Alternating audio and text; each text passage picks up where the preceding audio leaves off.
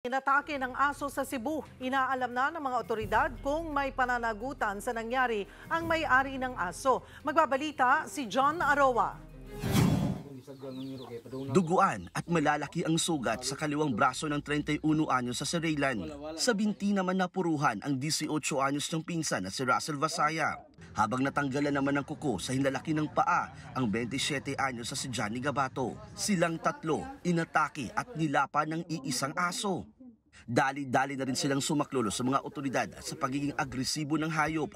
Dahil agresibo ang hayop, humingi na sila ng tulong sa mga pulis.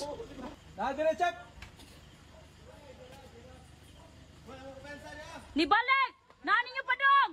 Nadia padong! Padong dia! Pero hindi nila ito nagawang hulihin. Sabi ng mga biktima, bigla nilang lumitaw ang asong umatake sa kanila.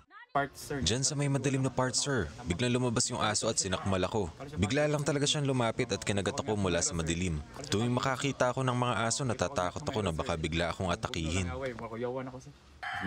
Sana yung City Pound ipadakip ang mga ganyang aso. Natatakot talaga ako dahil ang laki ng aso. Sinangga ako kasi kung hindi, mukha ko ang makakagat. Narito tayo ngayon sa lugar kung saan nangyari ang unang insidente ng pangangagat ng aso.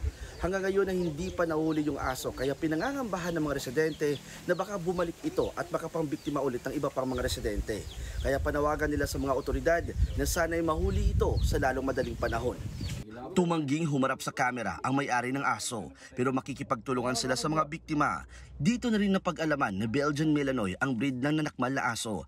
Isa itong uri ng working dog na madalas din ginagamit bilang canine dahil sa talino at pagiging protective. Yun nga lang, hindi ito gaya ng tipikal na asong kapag pinakain at nilaro ay okay na. Kailangan kasi nito ng training, exercise at masocialize ng maayos para hindi mauwi sa pagiging agresibo, lalo na sa mga stranger o hindi niya kilala.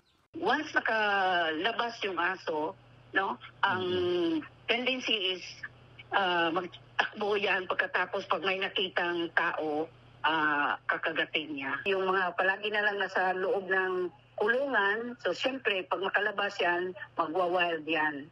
O palaging nakatali, magwa-wild yan. They have to socialize their dog. In fact, in other countries, no, twice a day, no, dapat i-walk mo ang aso. Pinaiimbestigahan ng mga otoridad ang nangyari. Kung mapapatunayang may kapabayaan ang may-ari ng aso, maaari itong maharap sa paglabag sa Animal Welfare Act.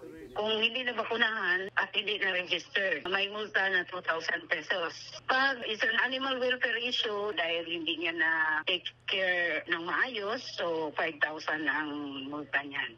Ayon sa mga eksperto, di lahat ng aso nakakagat ay may rabies, pero mainam pa rin manigurado at magpaturok ng bakuna kontra rabies at titano.